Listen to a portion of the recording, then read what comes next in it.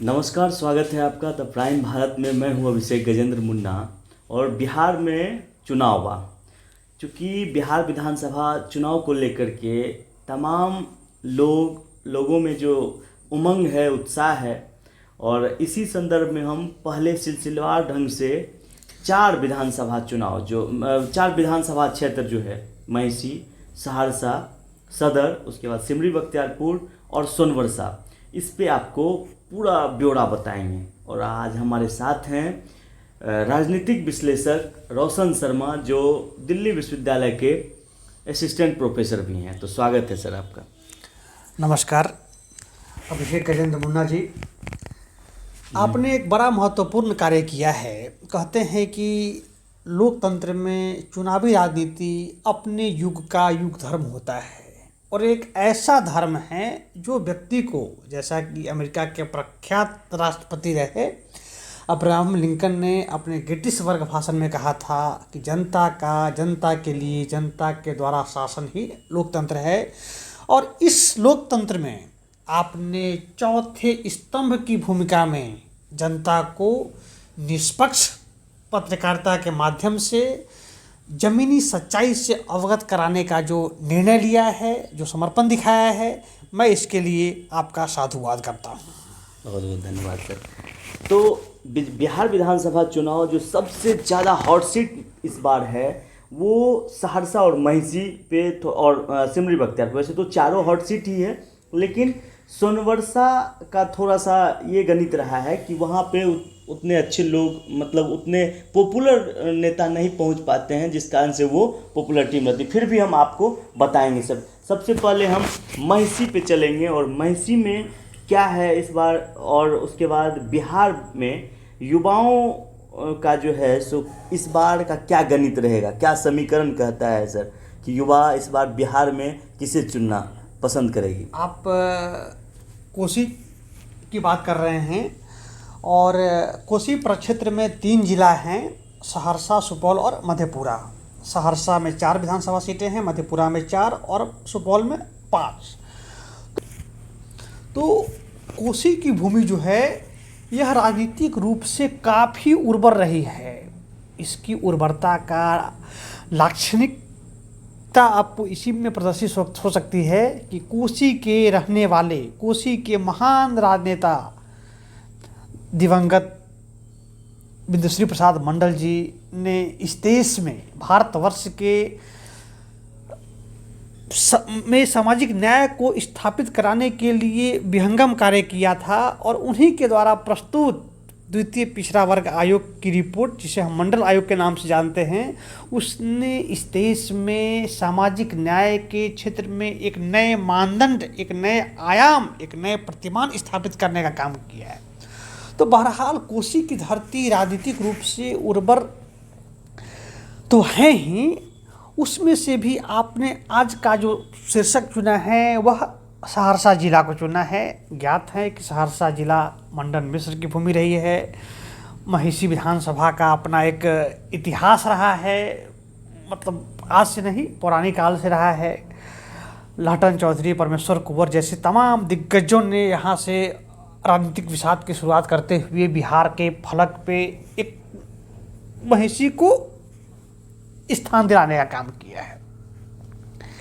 बहरहाल आज का शीर्षक है सहरसा जिला के अंतर्गत आने वाले 4 विधानसभा क्षेत्रों पे चुनावी चर्चा। और इसमें आपका कहना है कि हम किस दिशा में जा रहे हैं, चुनाव का मुख्य एजेंडा क्या है। तो अभी तक मैंने जो पाया है, बिहार के इस विधानसभा के अरणभेदी बजने के बाद, कि बिहार के लोगों, विशेषकर युवाओं में यह उत्साह है, यह उमंग है, उनके अंदर की अंतरात्मा इस बात को की साक्षी है कि बिहार का नेतृत्व युवा को मिलना चाहिए। युवा कोई व्यक्ति या कोई उम्र सीमा नहीं है। युवा का अर्थ होता है वर्तमान, मतलब कि भूत और भविष्य के बीच की जो कड़ी होती है वह युवा है। और ऐसे में आप देखे होंगे कोरोना काल के समय बेरोजगारी के आंकड़े, प्रवासियों का आना जाना, इससे कहीं न कहीं लोगों में लगा है कि 15 साल से, पिछले 15 वर्षों से जो सत्ता है वह एक तरह से एकाकार हो गई है, किंग कर्तव्य विमूढ़ हो गई है। अगर मैं महान समाजवादी नेता डॉक्टर राम मनोहर लोहिया को उद्धृत करूं तो वे प्रायः कहा करते थे कि 3 चीज़ों को, रोटी को, पानी को और सत्ता को समय समय पे निश्चित अंतराल पे बदलना चाहिए। रोटी को नहीं पलटेंगे तो वह जल जाएगा, पानी को नहीं पलटेंगे तो पानी सड़ जाएगा, और सत्ता को नहीं बदलेंगे तो उसमें अराजकता की संभावना रहेगी। उसके अंदर एक एहसास हो जाएगा कि I am the state and my words are the laws, मैं ही राज्य हूँ और मेरे शब्द ही कानून है। तो लोकतंत्र में इतना भागने की अनुमति किसी भी शासक को नहीं दी जा सकती है। ऐसे में बिहार के लोगों की बेहतरी के लिए, दुनिया में कहा जाता है कि बिहार मानव संसाधन की भूमि है, ह्यूमन रिसोर्सेज की भूमि है, लेकिन जब यहाँ आए तो पता चला कि विद्यार्थी तो पहले सरकारी नौकरियों के लिए आवेदन नहीं आते हैं, आवेदन नहीं होते आते हैं तो फी महंगी होती है, एग्जाम्स नहीं होते हैं, धांधली होती है, इंटरव्यू नहीं आते हैं, मतलब तमाम ये जो कूपमंडुकता जो आ गई है व्यवस्था में, इससे निजात पाने के लिए लोगों ने अपने मन में यह निर्णय लिया है। उनके अंदर कहीं न कहीं एक प्रेरणा है कि इस बार जो बिहार का लीडरशिप हो वह यूथ का लीडरशिप हो। शायद यही कारण है युवाओं की बात को पहचानते हुए, दीवार पर लिखी इबादत को देखते हुए बिहार के सबसे बड़े दल राष्ट्रीय जनता दल के कार्यकारी राष्ट्रीय अध्यक्ष, युवा नेता, बिहार विधानसभा में प्रतिपक्ष के नेता तेजस्वी प्रसाद यादव जी ने निर्णय लिया है। उन्होंने घोषणा की है कि सरकार बनने की स्थिति में पहली कैबिनेट मीटिंग में पहले हस्ताक्षर से बिहार में 10 लाख नौकरियों का सृजन करूंगा। समझ रहे हैं ना, यह कोई मामूली वादा नहीं है। यहाँ तक कि तेजस्वी जी ने अपने नॉमिनेशन में राघोपुर नॉमिनेशन करने के जाते समय उन्होंने कहा कि मैं वादा करता हूँ, अपनी नॉमिनेशन की कसम शपथ खाता हूँ कि बिहार के 4 लाख नियोजित शिक्षकों को अस्थायी वेतनमान देने का काम करूँगा।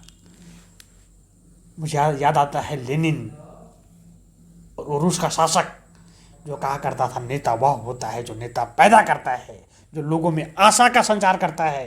तो आज की स्थिति में मैं मानता हूं कि तेजस्वी प्रसाद यादव के नेतृत्व में राष्ट्रीय जनता दल युवाओं को, बिहार को एक नया दशा, एक नई दिशा, एक नया आयाम देने का काम करने के लिए प्रयत्नशील है। इस बार जो टिकट बटा है राजद का जी सर, उसमें आपको क्या लगता है कि कुछ बदलाव किए हैं, कुछ युवा चेहरा, कुछ ऐसे चेहरा जैसे कि सीतामढ़ी से ऋतु जायसवाल जी को देना, महिषी से गौतम कृष्ण को देना, जो नए नए चेहरे हैं, जो साफ चेहरे हैं, पहले पदाधिकारी या फिर पहले मुखिया रही हैं, तो इससे क्या फ़र्क पड़ेगा कुछ बिहार की जनता पर? मुन्ना बाबू, आरजेडी द्वारा, दरअसल आरजेडी की एक छवि गढ़ दी गई थी बिहार में, राष्ट्रीय जनता दल की एक छवि गढ़ गई थी कि इस पार्टी में कुछ खास वर्ग, कुछ खास आदत वाले लोगों की ही गुंजाइश है। जबकि इस बार के चुनाव में टिकट वितरण के दौरान तेजस्वी जी के नेतृत्व में राष्ट्रीय जनता दल ने इंश्योर किया है कि वे समाज के प्रत्येक तबके को, जिसका कोई राजनीतिक पृष्ठभूमि नहीं है, जिसने अपने जीवन को अंतिम व्यक्ति की सेवा को समर्पित कर दिया है, जिसने अन्याय के खिलाफ जहाँ कहीं भी लड़ा हो, चाहे वह महिषी से डॉक्टर गौतम कृष्णा हो, सीतामढ़ी के परिहार की ऋतु जायसवाल हो, या फिर रानीगंज से ऋषिदेव जी हो, या फिर इमामगंज से सतीश दास हो, ये तमाम ऐसे लोग हैं जिनकी कोई राजनीतिक पृष्ठभूमि नहीं थी, कोई आपराधिक रिकॉर्डिंग के पास नहीं है, कोई हिस्ट्री सीटिंग के पास नहीं है, लेकिन इन्होंने अपने प्रयास से, तेजस्वी जी ने खुद कहा है कि हम इस प्रयास के माध्यम से लोगों को आश्वस्त करना चाहते हैं कि यह राष्ट्रीय जनता दल जो है वह बिहार की अस्मिता की लड़ाई को आगे बढ़ाने का काम करेगी। सर लेकिन एक चीज़ और है कि सवाल ये है कि मानते हैं कि इन लोगों को मिला है, लेकिन कहीं ना कहीं आप इस बात से इत्तेफाक रखते हैं कि बाहुबलियों को भी टिकट दिया गया, जैसे कि अनंत सिंह हो, रितलाल यादव हो, तो इन तबकों के लोगों को भी टिकट मिला, तो इस पे आपका क्या कहना है? मुझे रविन्द्रनाथ टैगोर, कवि गुरु टैगोर की एक पंक्ति याद आती है कि प्रकृति में जन्म लेने वाला प्रत्येक शिशु ईश्वर का संदेश लेकर आता है कि अभी ईश्वर ने मानवता से मुंह नहीं मोड़ा है। समझ रहे हैं? तो बजाय यह दिखने की कि किस पार्टी ने अपराधियों को टिकट दिया है, मुन्ना बाबू, मैं यह कहना चाहूँगा, कम से कम मॉर्निंग शोज द डे, कम से कम यह सुबह एक नई सुबह, एक नया संचार लेकर तो आया है कि राजनीति में नए लोग भी कर्तव्य निष्ठा के बल पे अगर तय करते हैं कि उन्हें जनता का सेवा करना है तो पार्टियां, बड़ी बड़ी पार्टियां उन्हें भी बुलाकर टिकट दे सकती हैं। एक तो और है कि यहाँ सहरसा में लवली आनंद जो पूर्व सांसद आनंद मोहन की पत्नी है, उनको टिकट दिया है राजद ने। तो इस पे आपका क्या कहना चाहिए कि वो भी आपराधिक छवि के रहे हैं, उन्होंने हत्याएं की, जेल में हैं, अभी सजाप्ता हैं, उम्र कैद की सज़ा मिली है, तो उन्हें टिकट देना, फिर यहाँ से एक पूर्व वीडियो को टिकट देना, तो ये दोनों सीट जो है आज हॉट सीट बन चुका है। तो इस पे क्या लगता है आपको कि क्या आनंद मोहन की पत्नी लवली आनंद ये सीट निकाल पाएगी सहरसा सदर? दरअसल राजनीति में, चुनावी राजनीति में आप जब गौर करेंगे तो वैश्विक स्तर पे कहीं न कहीं एक छीजन आया है, एक कहीं न कहीं मूल्य, नैतिकता, आदर्श, प्रतिमान की सीमाएं टूटी हैं। मतलब एक भेड़ चाल का प्रचलन शुरू हुआ है जिसमें हर पार्टी चाहती है कि उसके अधिकतर सदस्य निर्वाचित होकर आए। इसके लिए जैसा कि NN बोरा समिति ने अपनी रिपोर्ट में कहा था कि राजनीति का अपराधीकरण, अपराधियों का राजनीतिकरण, वह एक दौर था बिहार में, वह दौर चला, इससे किसी को कोई इनकार नहीं किया जा सकता है। लेकिन लवली आनंद का आपने जिक्र किया। लवली आनंद, आपको मैं बता दूं कि लवली आनंद देश के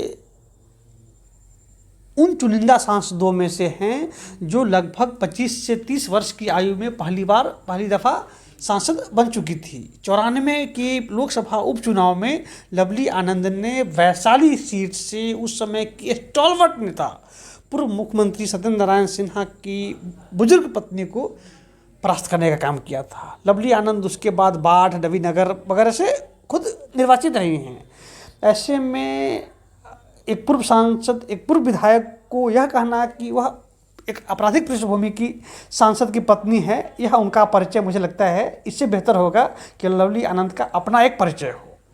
यहाँ मैं फिर गौर करना चाहूँगा कि तेजस्वी जी ने टिकट वितरण में बड़े ही संतुलन, सामंजस्य स्थापित करने का काम किया है, चाहे वो जातिगत आधार पे हो, उम्र के आधार पर हो, क्षेत्र के आधार पे हो। बहरहाल आपने सहरसा का जिक्र किया, RJD के टिकट के महिषी से डॉक्टर गौतम कृष्ण को मिला। सर लेकिन एक चीज़ तो है कि यहाँ का जो सिटिंग विधायक है उसका टिकट कट चुका है अरुण यादव। उसके बाद जो है सो आज कल ही एक मीटिंग होती है उन लोगों का कि बहुत सारे उसमें राजद के पूर्व नेता जो हैं वो जो इस्तीफा दे चुके हैं, उन लोगों ने एक बैठक की। तो इससे कहीं ना कहीं कि राजद कमज़ोर तो नहीं हो रहा है सहरसा में? सर मुन्ना बाबू, इतिहास गंवा रहा है राजनीति में। जब आप तो खुद राजनीति विज्ञान के अच्छे जानकार है, राजनीति का मतलब भी होता है सत्ता के लिए संघर्ष। वह हर व्यक्ति जो सफ़ेद कुर्ता पजामा पहनकर निकलता है कि मुझे राजनीति करना है, वह संत नहीं है, समझ रहे हैं ना? वह राजनेता है और उसका मंतव्य होता है कि मैं जीवन में चुनाव लड़ूँ, समझ रहे हैं ना? अगर आप राजनेता को चुनाव लड़ने से वंचित कर देंगे तो वह क्या करेगा? लेकिन ठीक प्रश्न है, एक पार्टी की अपनी सीमा होती है। बिहार में राष्ट्रीय जनता दल या कोई भी पार्टी 243 से अधिक लोगों को अकोमोडेट नहीं कर सकती है। ऐसे में पार्टियों द्वारा, दलों द्वारा यह बेहतर प्रयास किया जाता है कि बेस्ट अवेलेबल फेस को पार्टी में उतारा जाए। यहाँ तक कि पार्टियाँ जो होती हैं लोगों को परस्यू भी करती हैं, कार्यकर्ताओं को, कि आप बागी मत होइए, आप साथ ही रहिए, चुनाव में तो समय रहता है, सरकार आएंगी, मेरी बात समझ रहे हैं ना? उन्हें आश्वासन देती रहती है। लेकिन बावजूद इसके हर बार ऐसा होता है, हर दल में ऐसा होता है, हर गठबंधन में ऐसा होता है कि कहीं ना कहीं पार्टियां का यह अनुशासन टूटता है। तो आज का सेशन जो है सो यहीं पे, बहुत छोटा सेशन था हम लोग का, थोड़ा बड़ा हो गया।